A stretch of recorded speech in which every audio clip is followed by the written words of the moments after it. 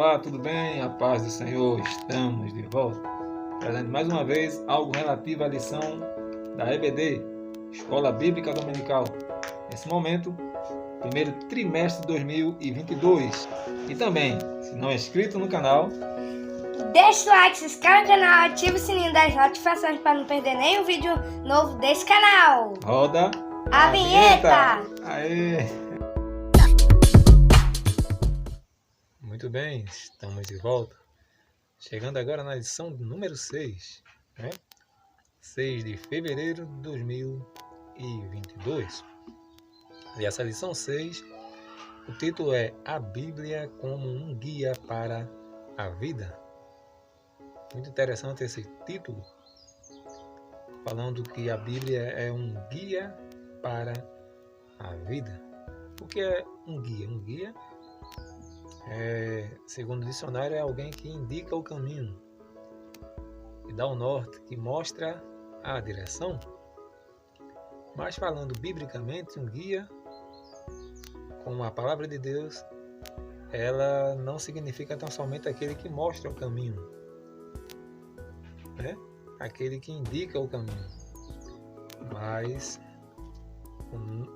o Senhor e a sua palavra como guia não mostra o caminho tão somente, mas também está conosco no caminho. Veja aí, Gênesis capítulo 24, versículo 27, trata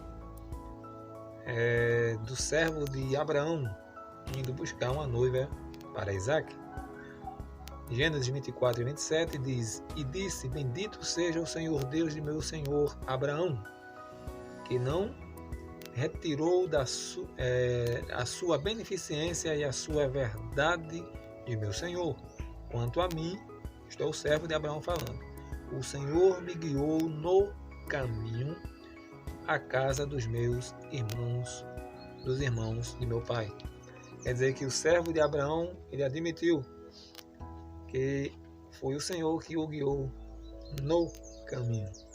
Não apenas mostrou o caminho, mas guiou no caminho. Jesus disse: Eis que estareis convosco todos os dias, no caminho, até a consumação dos séculos. Então, o nosso guia, a palavra de Deus, o Espírito Santo, não apenas indica o caminho, mas nos guia no caminho. Muito bem. Então, a palavra de Deus como um guia para a vida, em todos os aspectos da vida, temos que recorrer à palavra de Deus. O texto áureo está escrito no Salmo 119, novamente. Estamos comentando sobre este salmo maravilhoso, Salmo 119, versículo 105, muito conhecido, que diz: Lâmpada para os meus pés é a tua palavra e luz para o meu caminho. Esse Salmo 119, como comentamos na primeira lição, que teve como também teve no seu bojo, né? O Salmo 119. Neste salmo é interessante que é uma coisa maravilhosa que eu ainda não havia comentado em outras lições, mas na primeira lição deste primeiro trimestre de 2022 nós comentamos e vamos comentar de novo, porque o salmo aparece de novo em outra lição. Este Salmo 119, se você procurar saber, você vai entender que este salmo ele é tão interessante, é um salmo grande, possivelmente o maior salmo do livro dos Salmos, canções e poesias. Este Salmo 119 tem todas as letras, ou as 22 letras do alfabeto hebraico. Começa com Aleph. Já vê alguém pregando: olha, o salmista Aleph. Já vê alguém pregando no versículo 9 do Salmo 119, o salmista Bet. O salmista, no verso 17, Guimeu, Dalet. E aí vai. Se você prestar atenção em Salmo 119, no versículo 1, a epígrafe tem logo Aleph, que é a primeira letra do alfabeto hebraico. E a segunda letra, a letra Bet. Aí vai. No verso 17, tem outra letra do alfabeto hebraico. No verso 33, outra letra do alfabeto hebraico.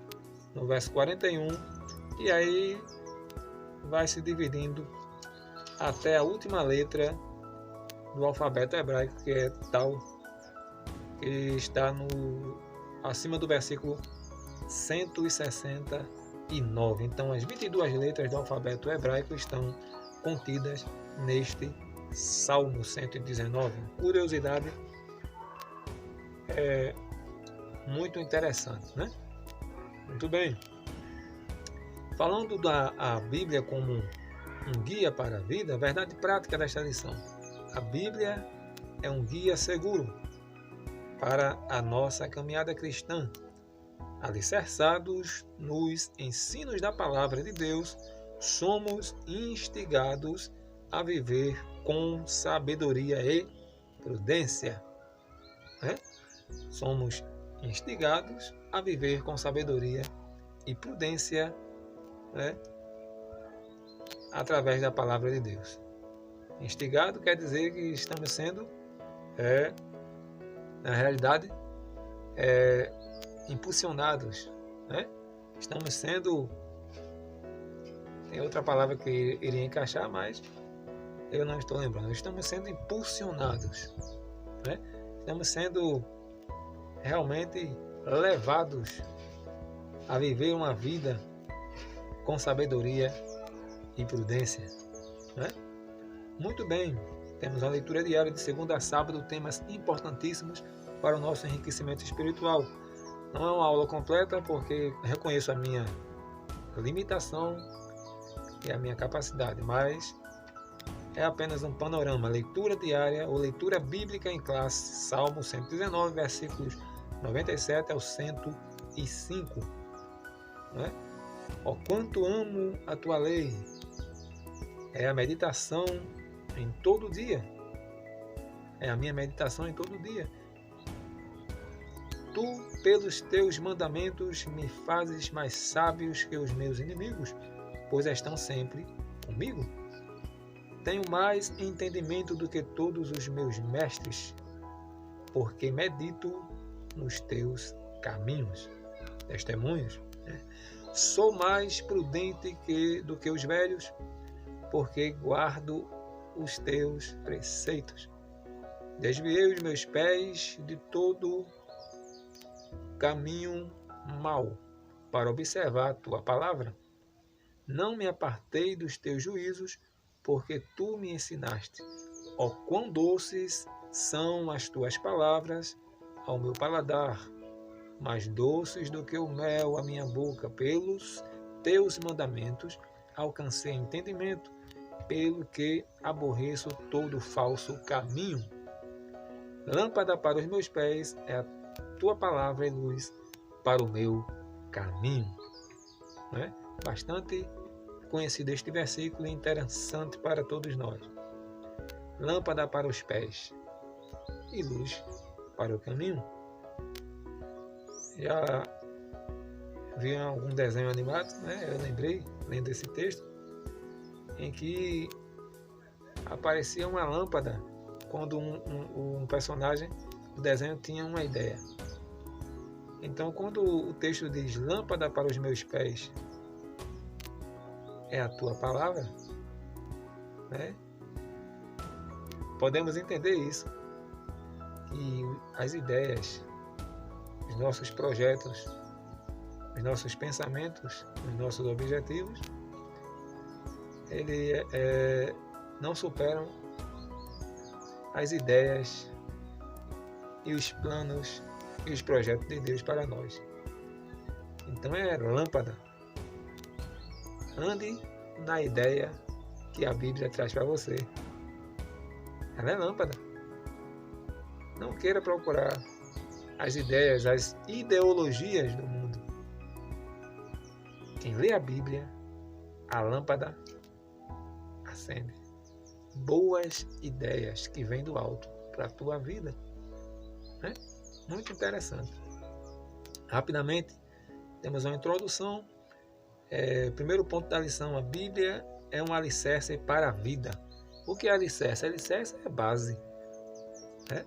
Ninguém vai construir nada, possivelmente, num terreno que não presta para construir.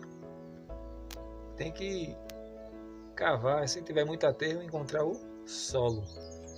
Né? E é interessante que neste texto, em Mateus 7:24, aqui que está na lição, Jesus vai dizer que o homem construiu a sua casa na rocha. Veio o vento, tempestade, veio toda a calamidade e a casa que estava sob a rocha ficou firme, mas alguém construiu na areia e veio o vento, tempestade, tudo e levou a casa. Então é importante, e olha o que diz o primeiro ponto da lição aqui no primeiro tópico: a palavra de Deus é alicerce. Não está escrito é um alicerce, porque há vários alicerces, há várias ideologias, né?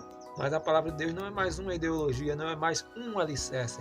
O autor da lição deixou bem claro aqui e escreveu: a palavra de Deus é alicerce. Né?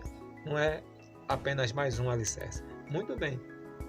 Então, nesta ilustração de Jesus, a casa simboliza a vida. A vida deve ser edificada nos ensinos de Cristo. Né? O próprio Cristo, ele é a rocha onde nós podemos edificar nossa casa, nossa vida.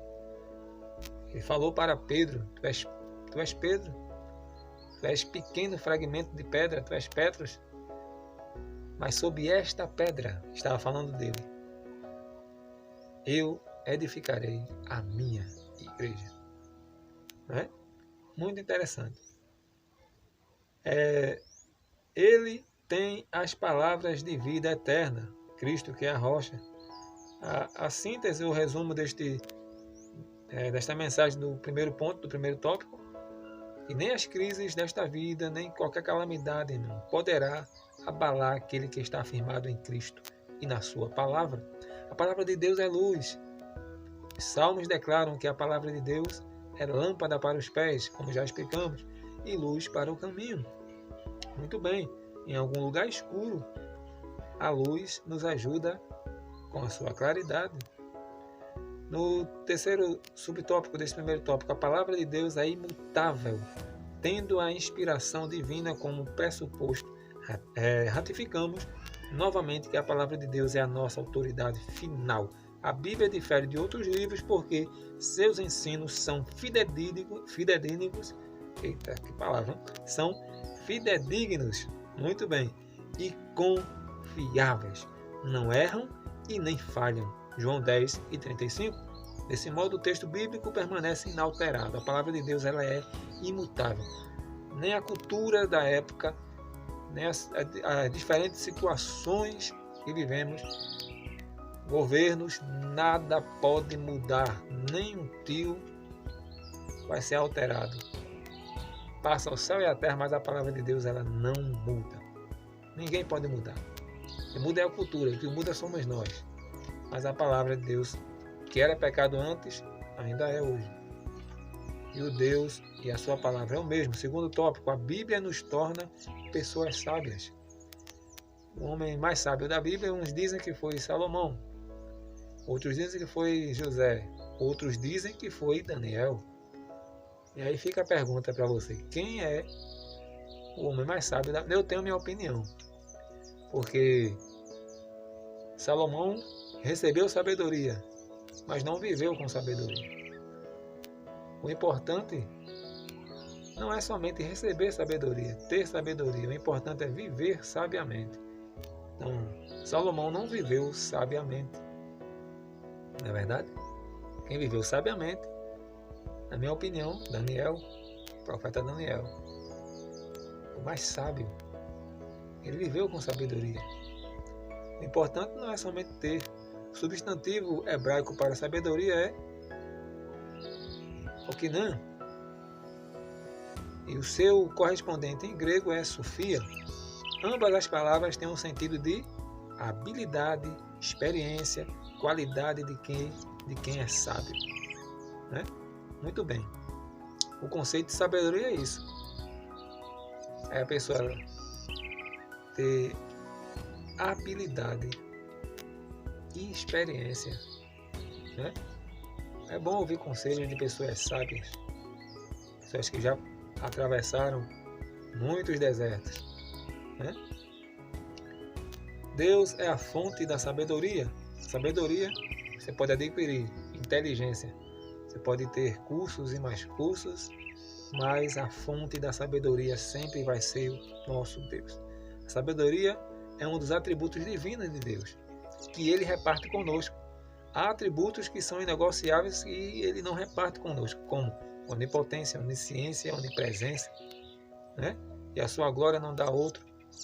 Mas a sabedoria, Tiago disse, quem quiser pedir sabedoria, peça a Deus que dá, Ele dá com abundância, né? E não lança em rosto. Então Deus é a fonte da sabedoria. Toda a sabedoria dos santos provém da parte de Deus. Efésios 1, verso 8 e o 9. Em resumo, visto que Deus é a verdadeira sabedoria, as suas palavras e seus atos são igualmente sábios. Para o vídeo não ficar muito longo, estamos correndo. O temor é o princípio da sabedoria. Provérbios 1 e 7. O temor do Senhor é o princípio do saber. Na Bíblia NAA, né? A frase temor do Senhor não significa ter medo de Deus. É ter respeito, né? É ter reverência. Tem gente que não tem reverência com as coisas de Deus, né? Você vai ver capítulo 5 do livro de Daniel, do profeta. Pegaram lá, o rei pegou as coisas que vieram da casa do Senhor, os vasos, fez aquela anarquia, aparece a sentença sendo escrita por uma mão na parede, porque não se brinca com as coisas de Deus, né? Muito bem. Essa atitude é o preceito pelo qual se inicia a sabedoria. O temor a Deus produz entendimento. Romanos 12, 12. Né?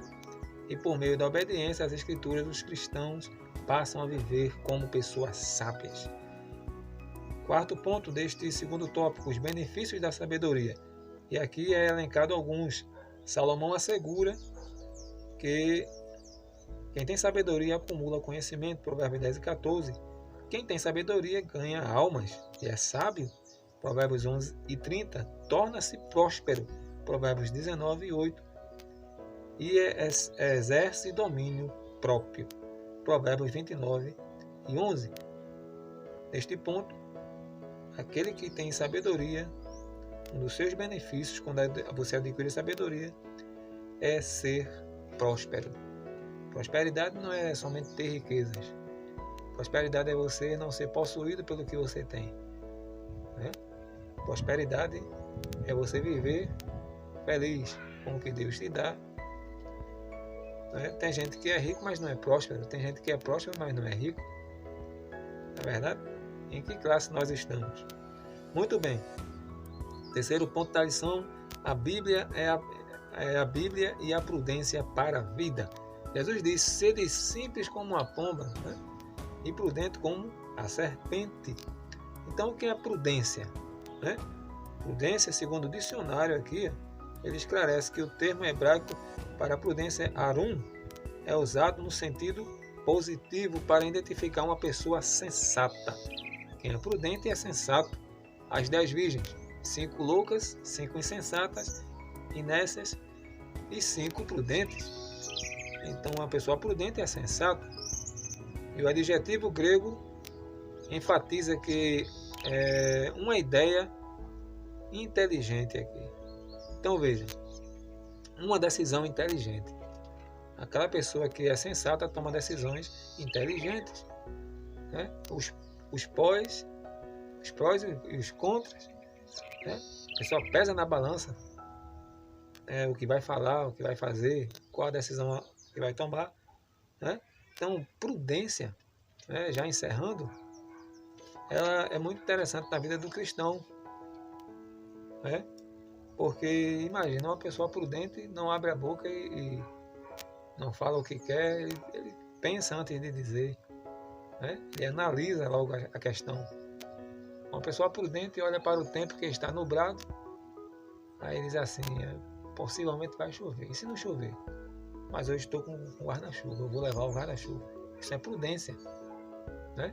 Mas a pessoa que não é prudente, olha para o tempo que está nublado, diz, eu vou levar o guarda-chuva. Eu acho que não vai chover. Aí sai e é pego pela chuva. O prudente, ele leva o guarda-chuva mesmo, o tempo querendo chover ou não, aí, na incerteza ele leva o guarda-chuva. Isso chama-se prudência, uma palavra simples para nós. Agora, os benefícios da prudência, o terceiro subtópico do terceiro tópico, né? Quais são os benefícios da prudência? O autocontrole, não revidar ofensas, né? Humildade para não exibir conhecimento, ou como tem pessoas que querem exibir conhecimento e humilhar os outros, né? Então, outro benefício da prudência é o pensar antes de agir para não ser influenciado. O alcance de boa reputação e alta posição. Outro benefício da prudência é a sujeição ao aprendizado e à correção. Provérbios 15:5. Outro benefício da prudência é o desviar-se do perigo por meio de soluções antecipadas. Provérbios 22:3. Nos evangelhos, Cristo enfatizou que a pessoa prudente tem a palavra de Deus como regra de vida. Amém? Então sejamos prudentes em nome do Senhor Jesus, porque quem é prudente, ele vai ter alguns benefícios, como está aqui neste terceiro subtópico, do terceiro tópico desta lição de número 6, que a Bíblia como um guia para a vida. Que Deus abençoe a tua casa, a tua vida, em nome de Jesus. Amém.